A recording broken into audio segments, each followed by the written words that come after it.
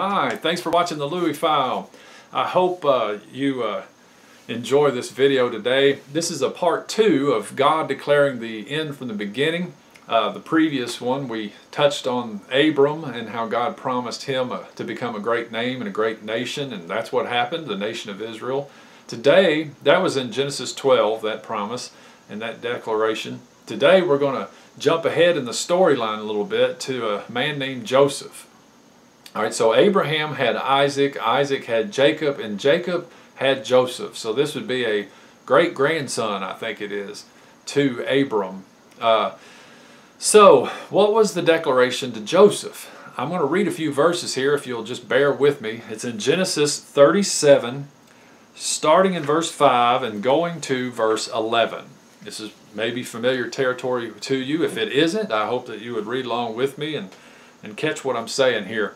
Genesis 37:5, it says, "Then Joseph had a dream, and when he told it to his brothers, they hated him even more. He said to them, 'Please listen to this dream which I have had. For behold, we were binding sheaves in the field, and lo, my sheaf rose up, and also stood erect. And behold, your sheaves gathered around and bowed down to my sheaf.' Then his brothers said to him, 'Are you actually going to reign over us? Or are you really going to rule over us?' So they hated him even more for his dreams and for his words. Now he had still another dream, and related it to his brothers, and said, 'Lo, I've had still another dream. And behold, the sun and the moon and 11 stars were bowing down to me.' He related it to his father and to his brothers, and his father rebuked him and said to him, 'What is this dream that you have had? Shall I and your mother and your brothers actually come to bow ourselves down before you to the ground?' His brothers were jealous of him, but his father kept the saying in mind." So Joseph, God gave Joseph a dream and showed him that his brothers and even his mother and father at some point were going to bow to him. Now you can maybe speculate that Joseph maybe he should have kept this to himself, I don't know, but if you know the story, you know that what ends up happening, his jealous brothers end up selling him into slavery. Joseph ends up going into Egypt as a slave.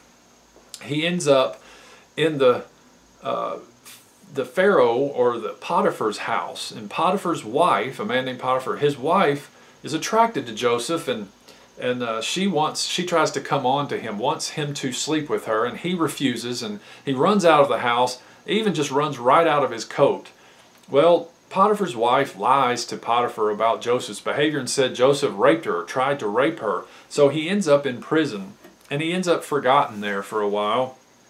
And he eventually gets out, and he ends up rising up to being second only in command to the highest man in Egypt. Now, Egypt is the world power of the day.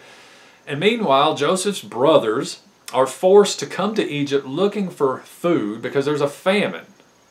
So, now this is a quick overall view. Lots of things happen here, but eventually we get to Genesis chapter 50, verse 20 and 21, which I would like to read to you. Now, I'm going to try and make this all clear. If you're not following me, you hopefully will be before it's over with.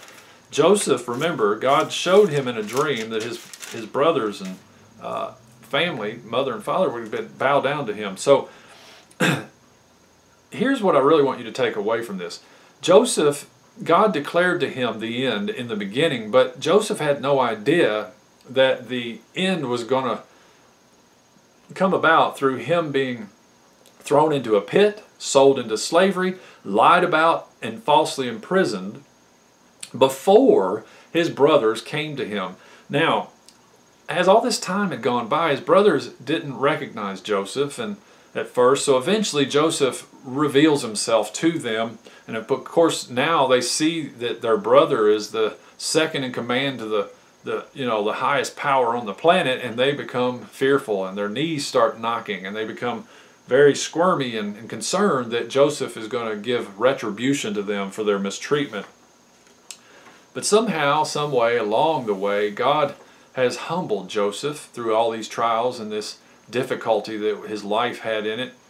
And Joseph has come to see and understand God's plan all along. So in Genesis 50, Verse 20 and 21, Joseph says to his brothers, "As for you, you meant evil against me, but God meant it for good, in order to bring about this present result, to preserve many people alive.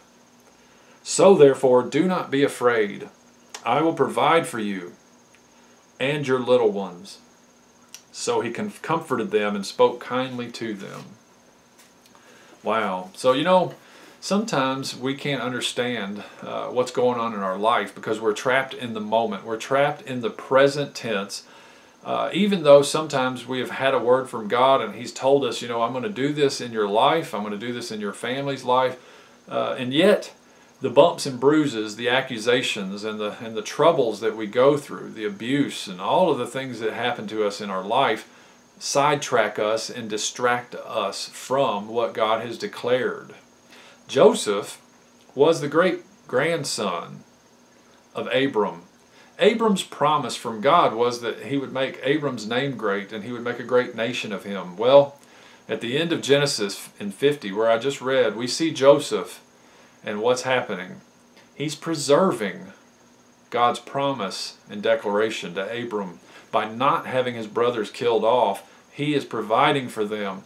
They in turn end up moving, they move into Egypt and they become a great nation, the nation of Israel, who later on God calls Moses to deliver from that bondage in Egypt.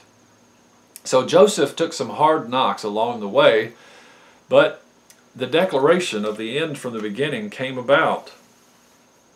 So they bowed down to him, but he didn't seek retribution from them. Rather, he provided for them.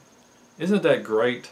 So all the stuff he had gone through was in order to get him where God wanted him to get. And it's not always fun. It's not always easy. And that's what I want you to know. That's what I want you to take away from this little series of videos. God declares the end from the beginning. Now, we're going to move on, and we're going to look at King David's life a little bit in the next video. I hope you will join me for that. Until then, thanks for watching.